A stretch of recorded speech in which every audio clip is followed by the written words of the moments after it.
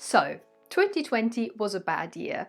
Regardless of personal achievements or positive things happening in our own little bubble, if we consider the world as a whole, I think we can all agree that this year was pretty grim. And if we were to pick the subject of cinema, the major topic of this channel, well, the situation was pretty tragic. Cinemas were closed throughout most of the year, many venues had to close forever, the number of films produced dropped drastically. But as we're now in a new year and looking back at what actually made it to our screens, a thought had been forming in the back of my mind, and I wanted to share it with you in a quick video. From a specific niche film-related perspective, it wasn't actually such a terrible year. On the contrary, I believe it was an eye-opening, enlightening moment which made us think about what filmmaking really is. It is a business, a multi-billion-dollar worth business.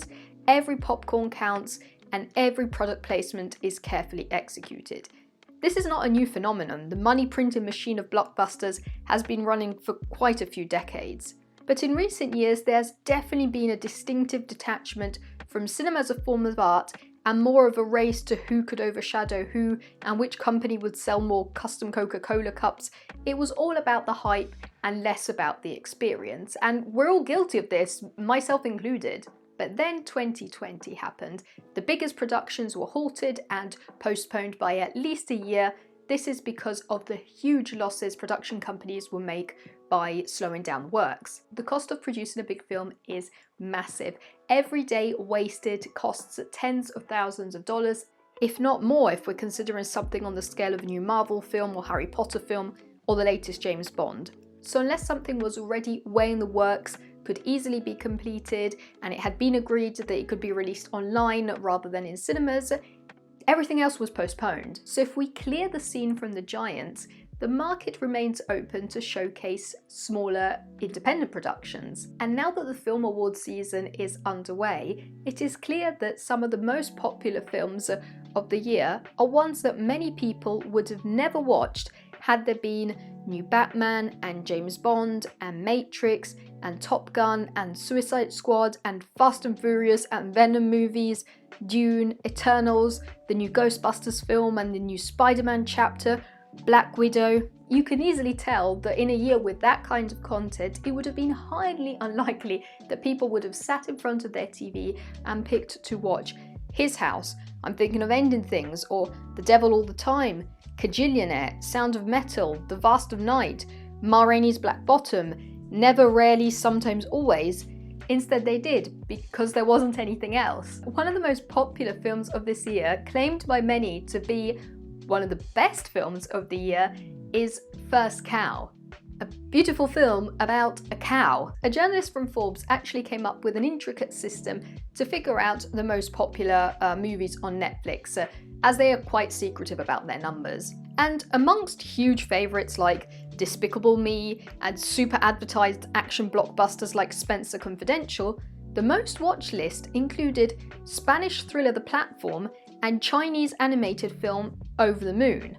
Now, if you're here on my channel, it is highly likely that you are a big movie lover.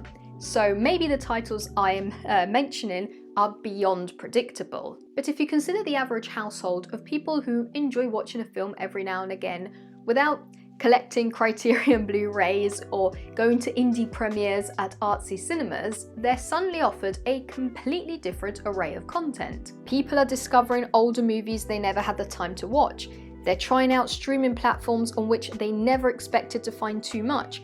They're seeing new faces beyond the usual 5 actresses and 5 actors. They're learning that you can actually watch a foreign film and that subtitles aren't actually that annoying.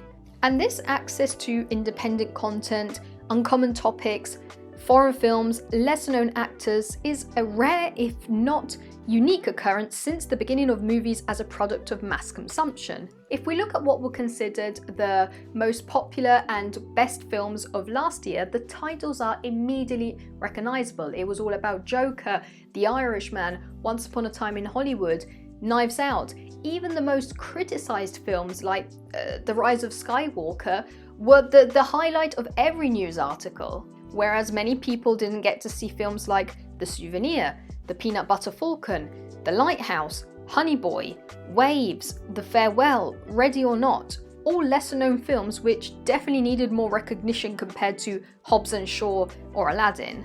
Instead this year, if we pick any list of best films, I would suggest watching my video. But anyway, if you pick any list of best films, you will notice that it includes Bacurau, a Brazilian thriller, His House, a horror movie about refugees from Sudan moving into a creepy house in the UK, Never, Rarely, Sometimes, Always, an introspective analysis of the difficulties in society when a teen pregnancy occurs. I repeat, The Cow Movie. People are being exposed to different genres, new faces, unconventional topics, and they're getting to experience the multifaceted world of cinema. And this wasn't only reflected in what people were watching at home. After all, some people would say, well, if I did have the opportunity, I would watch Dune. I'm only watching this film about harassment on the workplace because there's nothing else for me to see. Well, finally, the variety in cinema is being appreciated even at the Film Awards. Remember when Black Panther was at the Oscars and it felt like such a game-changing moment? Or when horror films started to be treated like dramas? Those seemed like epic changes on the Film Awards scene. Well, this year's Golden Globes have just been announced and Palm Springs is nominated. Even Andy Samberg could win a Golden Globe. Characters like Borat's daughter up there on the list. Sheila Haas from Unorthodox is nominated for Best Actress in the first Netflix series nearly completely in Yiddish. Last year, even if you hadn't seen the films, you knew everything about them. It was all about Joker, 1917, Once Upon a Time in Hollywood, Parasite, series like The Crown. I liked most of these titles, but my point is that Film Award juries tend to be a little snobbish in what they pick. They know that the winning title won't just be awarded a little statue, but the ceremony will affect what people pick to watch, future sales, what the press will talk about. That's one of the reasons why films we feel deserve more recognition are often snubbed. The biggest example of this in recent years is Adam Sandler, who after years of starring in very mediocre films put on an amazing performance in Uncut Gems. It was considered by many one of the best films of the year. But was it even mentioned at the Oscars? But this year we can clearly see a difference. Not so much because the attitude towards certain genres or roles has changed, but simply because the available content was different. The Golden Globes are kind of an indicator for the Oscars, but they also tend to be a little more inclusive because they have more categories, including a distinction between drama and comedy or musical, which in reality has been used to include any category. I think even Get Out was included as a comedy. But already the fact that Sacha Baron Cohen and Maria Bakalova are both nominated as Best Actors for Borat's subsequent movie film is a distinct change of path. And Palm Springs is the perfect example of a film which in other years juries wouldn't even have dreamed of mentioning, let alone nominating it multiple times. I know this change was all dictated by a deadly pandemic and not because we suddenly decided to pick quality over quantity, but even just being exposed to different genres, new directors and actors, unconventional topics definitely helps to broaden the movie watching experience. And I'm so pleased about this because I love big blockbuster movies. I love all the excitement about them. I love the discussion surrounding them. But I also think that many smaller films are so overshadowed that they never get the recognition they deserve. So maybe this aspect of 2020 is a little ray of hope for movie lovers. I would love to hear your opinion on this topic, so make sure to leave a comment down below. I hope you enjoyed this video. If you did, make sure to subscribe and I'll see you in the next one. Bye.